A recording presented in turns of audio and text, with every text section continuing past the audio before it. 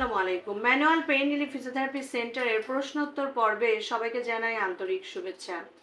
আজকের প্রশ্ন আমরা নিব।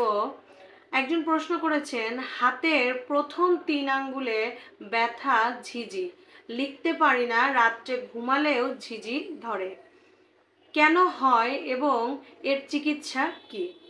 কি করলে আমি সুস্থ হতে পারবো? ধন্যবাদ দর্শক আপনার কমেন্টের জন্য।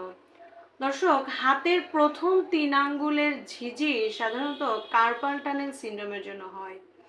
কার্পাল টানেল সিনড্রোম হলো আমাদের এই হাতের কার্পাল বোন, সেই বোনসের এখানে টানেল থাকে, অর্থাৎ সুড়ঙ্গর মতো থাকে।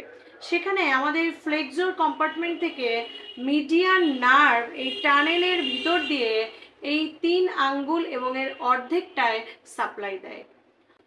যদি কোনো কারণে এই মিডিয়ান নার্ভ ইনজুরি হয় বা ফ্লেক্সর কম্পার্টমেন্টের মাসেল টাইট হয়ে যায় এবং মিডিয়ান নার্ভকে কম্প্রেস করে, তাহলেই এই হাতের প্রথম 3 আঙ্গুলের ঝিনঝিন, অবশ বা ব্যথা হয়।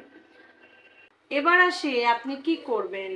একটি এক্সারসাইজ আজকে আমি দেখাবো, যে এক্সারসাইজ আপনি ঘরে বসে করলেই এই হাতের ঝিনঝিন, অবশ দূর হবে।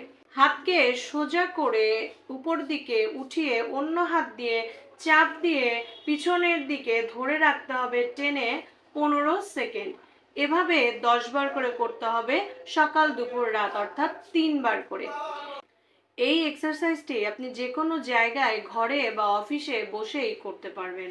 অনেকের ক্ষেত্রেই এই এক্সারসাইজ করার পরেও ঝিঝি দূর নাও হতে পারে, কারণ তাদের এই ফ্লেক্সর মাসেলের টাইটনেস অনেক বেশি থাকতে পারে, অথবা তারা একদিকে যেমন স্ট্রেচিং এক্সারসাইজ করছে, ঠিক অন্যদিকেও তাদের যে অফিসিয়াল কাজকর্ম বা লেখার কাজ বা হাতের কাজ, সেগুলা বন্ধ রাখেননি। এই ক্ষেত্রে বলবো, এক্সারসাইজ চলাকালীন সময়ে হাতকে রেস্টে রাখতে হবে যতটুকু সম্ভব।